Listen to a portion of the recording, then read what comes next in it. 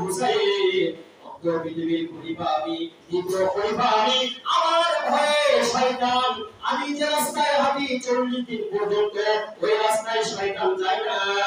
শুধু তাই নয়, আমার ভয়ে একই ঘাটে একই নদীতে বাঘ এবং হরিণ পানি খায়, বলেন না সুবহানাল্লাহ।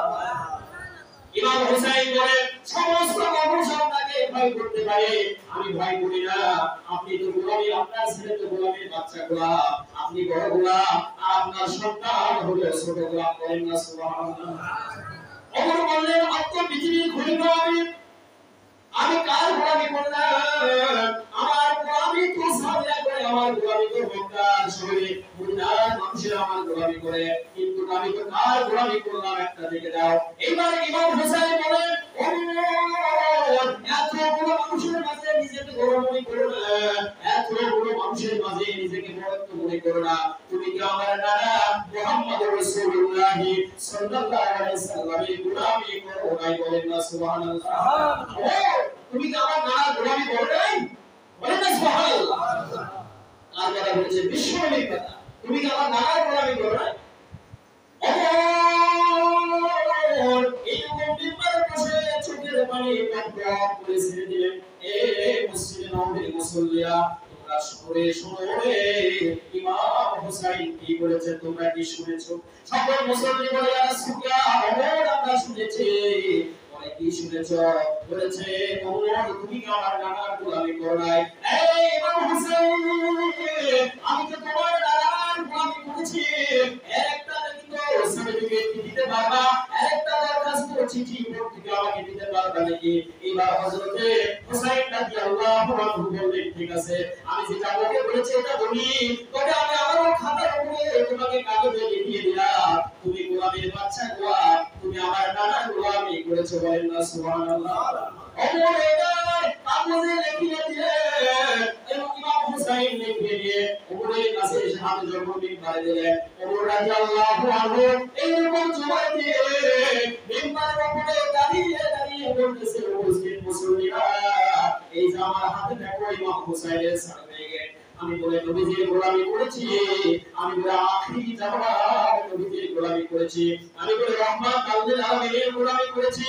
নবীজির নাতি ইমাম হুসাইন এই দলিল রেখে দিয়েছে। এই দলিল আমি যেদিন মারা যাব, এই দলিলটা কাপড়ের ভিতরে আমার ডান হাতের ভিতরে দিয়ে দিবা, আমাকে যখন কবরে নামিয়ে দিবা, আমি যদি কবরের ভিতরে বিপদে পড়ে যাই, হাসরের বিপদে পড়ে যাই, মিজানের বিপদে পড়ে যাই, সিরাতের বিপদে পড়ে যাই, আমি যদি পরকালে কোনো জায়গায় বিপদে পড়ে যাই রে, এই মুসলিম মুসলমানরা এই দলিল আমি দেখাবো সাহাবীদের, ফেরেশতাদেরকে, ও ফেরেশতারা এই যে দেখো নবীজির নাতি আমাকে সার্টিফিকেট দিয়েছে, দলিল করে দিয়েছে, আমি বলে রহমাত আল্লিল আলামিনের গোলামি করেছি। বলেন না সুবহানাল্লাহ। আরে যদি বলি সুবহানাল্লাহ, নবীজির গোলামি করা আমাদের দরকার আছে কি? দরকার রয়েছে। এই জন্যই তো হাজী সাহেবেরা, আমরা মানুষেরা পাগল হয় নবীজির রওজায় যাওয়ার জন্য। কথা ঠিক আছে। ইমাম হুসাইন কে নবীজি কত ভালোবাসতেন।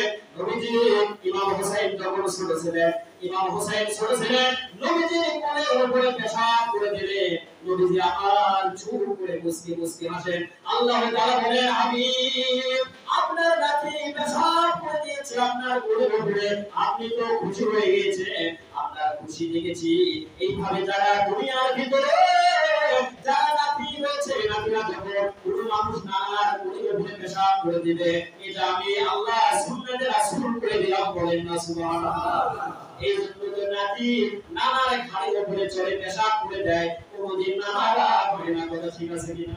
ভালোবাসা কাজ, এর নাম ইসলাম, এর নাম ভালোবাসা, এর নাম নবীজির প্রেম, এর নাম নবীজির আশিক। কিওয়াজ শুনে নবীজিকে ভালোবাসা, এটা আপনার জন্য বড় একটা ঈমান। নবীজিকে ভালোবাসতে হবে আপনার জানের চাইতে, বাড়ির চাইতে, সন্তানের চাইতে, স্ত্রীর চাইতে, গোটা দুনিয়ার চাইতে, নিজের জীবনের চাইতে।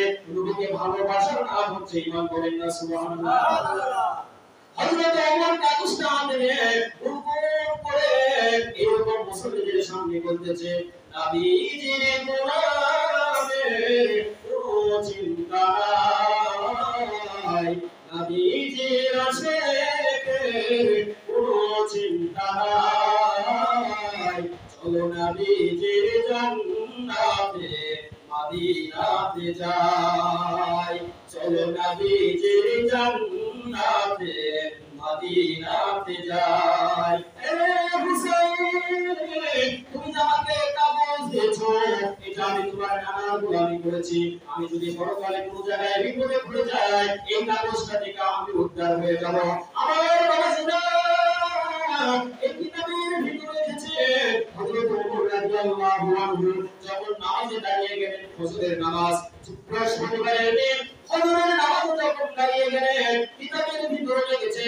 হাজার হাজার সাহাবীরা ওমরের পিছনে দাঁড়িয়েছেন কিতাবের ভিতরে আছে হযরত ওমর দাঁড়িয়ে গেছেন সামনে নামাজে প্রথম রাকাত নামাজ আদায় করেছেন ফজরে একজন মুনাফিক তরবারি নিয়ে প্রথম কাতারে দাঁড়িয়ে গেছেন ইমাম হযরত আবু বকরের পিছনে দাঁড়িয়ে গেছেন যখন প্রথম রাকাত নামাজ পড়েছেন দ্বিতীয় রাকাত নামাজ পড়াবেন রুকু হয়ে যাবেন এমন সময় ওই কাফের ওই বেঈমান ওই মুনাফিক তরবারটা বাইর করে হযরত ওমর ফারুক রাদিয়াল্লাহু আনহু একেবারে বুক বরাবর লাগিয়ে দিয়েছে যেই মাত্র লাগিয়ে দিয়েছে যে যে ওমরের চেহারা সুন্দর সুঠাম দেহের অধিকারী তিনি নবীজি যে জায়গায় নামাজ পড়াতেন যে জায়গায় নামাজে ওই জায়গায় নামাজে হযরত ওমর ফারুক রাদিয়াল্লাহু আনহু লুটিয়ে পড়লেন রক্তগুলো বাইরে হলেন মুসলমানরা বলে কার রক্ত রে মুসলিমের ভিতরে কার রক্তগুলো বাইরে হয়ে গেল দেখো তো দেখো হযরত ওমর সে আব্দুল্লাহ বলে দরজা বন্ধ করে দাও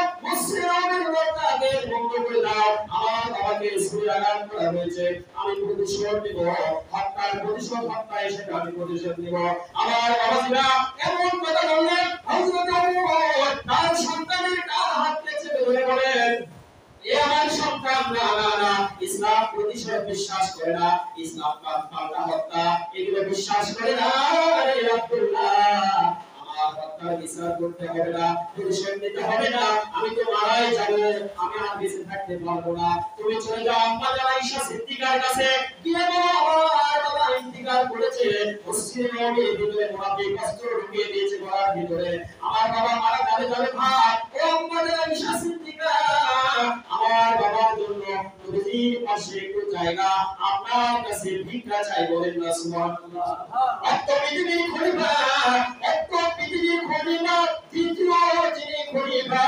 যিনার ভয়ে